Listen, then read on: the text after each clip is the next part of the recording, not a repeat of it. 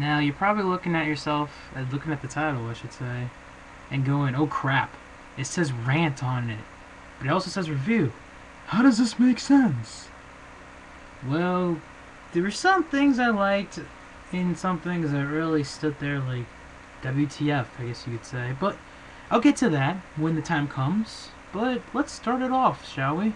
Raw was in my, well, I guess you could say my hometown, because I'm originally from there, as you guys, some of you may know.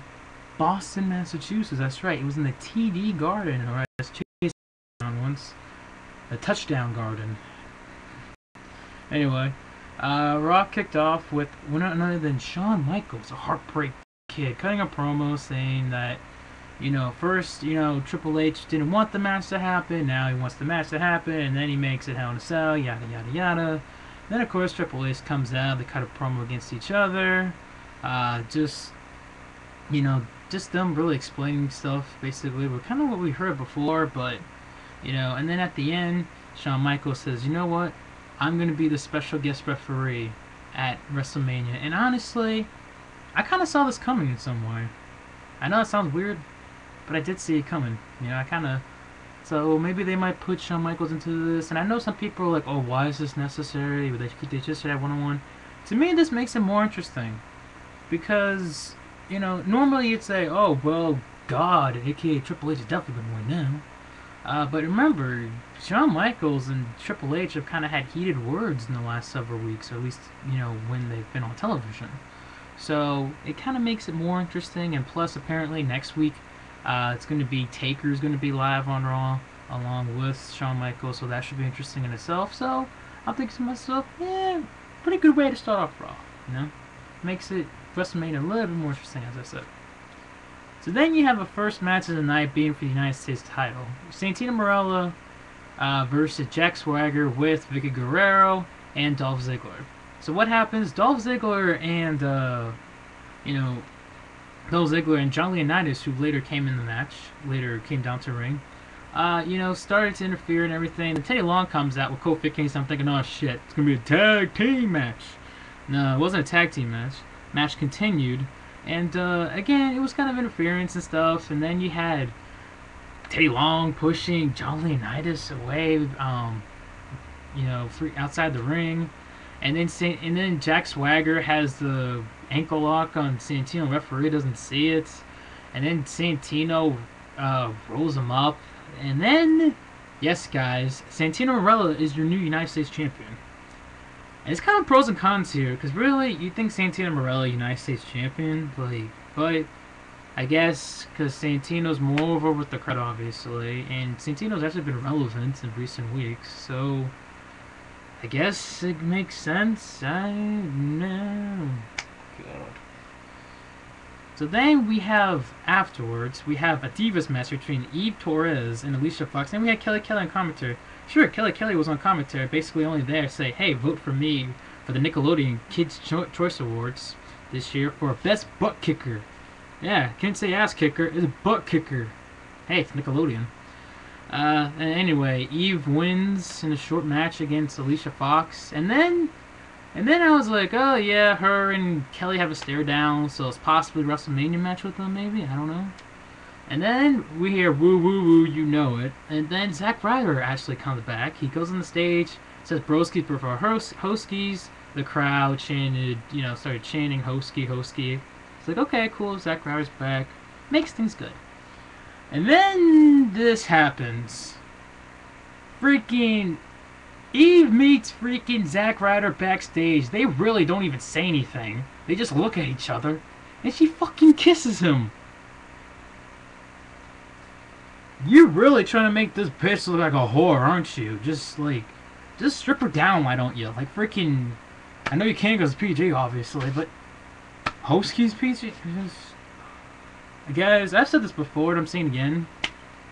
Nothing against Eve. Yes, this heel character is more interesting, I understand that. But her acting skills are horrible, still in my opinion, but yeah, Ace, in my opinion. I just won't be surprised in about a year or so this bitch is out of freaking WWE. The big booty bitch. That's right, I said it. Hot bitch, but big booty bitch. So then we get the tag team match. A tag team match between Daniel Bryan and Chris Jericho versus CM Punk and Sheamus. And of course, as we all know, WrestleMania, Jericho versus Punk, Daniel Bryan versus Sheamus. Yeah, I thought you put Randy Orton in there. Well, originally, like the main event, Daniel Bryan, Sheamus, and Randy Orton. But WWE's thinking something else, which, yeah. So they have a tag team match. It was a good tag team match. Probably the best match of the night. You know, Jericho gets the pinfall for his team, and Daniel Bryan and Chris Jericho end up winning. And I just thought, well, you know, good little victory for Jericho. I think Daniel Bryan and Jericho really needed it, to be honest with you. But just because, okay, WWE's been making Sheamus look completely dominant lately. You know, it just seemed like nothing could beat Sheamus type of deal, and you know, Punk's been on a roll himself. So you know, it kind of gets up the momentum, and we're just now what, you know, 4 weeks away, a little less than 4 weeks away to WrestleMania. So you know, it starts to build the momentum for him. And then we get the squash match, the match that was shorter than the Divas match in general. Yes, indeed, The Miz, yours truly's favorite current WWE superstar, jobbing out to the likes of the Big Show. And yes, am I a fan of The Miz jobbing out to Big Show? No. But The Miz has been, well, down this road of jobbing for a little while now, so I guess I'm kind of used to it. But, it, you know, you had Cody Rhodes pop out there, and you obviously have Cody Rhodes versus Big Show IC title at Mania. Hopefully, you know, Cody Rhodes wins. You know, Big Show's usually a guy, definitely usually a guy that lets people go over at Mania, so it would make sense if Big Show lost to the likes of Cody Rhodes, and it could possibly mean big things for Cody Rhodes down in the future. So then we have, of course, also, I almost forgot to mention, we had a few Rock segments. We had The Rock in the beginning, here at Boston Harbor. Yours truly's been there. And, you know, he started making jokes about the Rock, John Cena's merchandise. Talking about the sweatbands, talking about the toys, talking about the shirts, talking about everything. That it should be all dropped into the river because it's all trash and everything. And that, you know, they should be put out and then put in the garbage can because it's just garbage. I thought that was pretty funny. Especially the one about the John Cena clock. You know, he's like, "Oh, can you imagine waking up in the morning and seeing that face?" I mean, I was laughing. And then you had, you know, him right next to the legendary Paul Revere monument, the statue, downtown Boston. You know, talking about how, can you imagine if John Cena was saying the British are coming, the British will kill him immediately just because how stupid he looked and whatever. And then he was at the, I believe it wasn't Boston Marketplace, but it was at, I think it was Faneuil Hall that he was at, honestly. And, you know, later.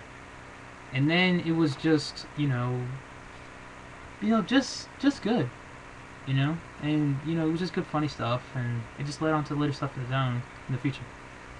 So then we had Kane. That's right, Kane. Because Kane now apparently is attacking random-ass people, whether you're Randy Orton, whether you're the freaking Epico and Primo, or whether you're Kofi Kingston, R-Truth, the African American. I don't know. Kane versus R-Truth. You know, Kane wins, and you know, it makes sense because, you know, you had Kane, you know, basically get his ass kicked from freaking John Cena for the longest time, especially at, you know, Elimination Chamber, which I think a lot of us saw coming. And then, you know, it kind of, again, builds momentum. And then, of course, you have Randy Orton come out of nowhere who hits him with an RKO and told Kane it's good to be back. So now you got Kane and Randy Orton at WrestleMania, probably. But you know what? We haven't seen Kane versus Orton in a long time, so it's different, you know? Do I expect Orton to win at Mania? Oh, yeah. But, you know? So then we have something that we've seen for several weeks. Well, not several weeks, but several times. John Cena and The Rock cutting a promo against each other in the middle of the ring to end the show. And this is where I have a problem with WWE. This is where the kind of rant thing comes back. You have the guys say the same thing over and over and over and over again. Yes, you know, we get it. Rock left WWE to go pursue a movie career. Yes, Cena getting called Fruity Pebbles and all this shit. We've heard it over and over and over again. I think the writers are just getting lazy. Like, they're repeating the same stuff practically. And John Cena, the whole, oh yeah, Rock's talking like this and he's reading lines off his arm, you know? We get it. You did the same thing last week. We get it. Okay? Like, seriously, we get it. We understand it. It's just, you just repeating the stuff over and over and over again. That's what just frustrates me. I think it frustrates a lot of people also. I'm not the only one, I don't think. That gets frustrated by seeing, uh, you know, not just John Cena, but, just WWE using the same material over and over again. And it's not just really, WWE, just with the whole Cena Rock thing. I said it before. Eve, what the hell is she saying? Oh, like, I would, like, any of you guys wouldn't let me use you and everything. Repeating the same thing over and over again. Like, I understand, some wrestlers get catchphrases and shit. But you're not telling me freaking, oh, Rock left freaking WWE to go to a movie career. Oh, he does this via satellite. Oh, yeah. You're gonna have to beat me down to a bloody pulp, Rock. It's the same recycled things over and over again. And I think that's what's wrong with WWE. They're losing the creativity. It's like for all you sports fans, to me, right now, it's kind of like the slam dunk contest in the NBA. It's losing its creativity. You know how bad the slam dunk contest was this year? Holy shit. But, it's just losing its creativity, and it's just, ugh. It's kind of frustrates me. But overall, I guess Raw was okay. I wasn't just the reason why I say rant here, and guys, I said this before. If you see, I know you're probably seeing rant, you're probably thinking, oh, thumbs down, because he wrote rant, he's bashing WWE. I'm not bashing WWE. I'm just putting my mind out there that there's something that just did not like about this show, and I already pointed it out. So, but there were things I did like the Rock segments, the believe it or not, gods and HBK's promo, and other things like that. So, not a huge basher type of deal for that. But anyway. That's it for me, you guys, and hopefully this video will ever freaking let me cut off. Ladies and gentlemen, YouTube sucks. No, I'm just kidding. Anyway, peace.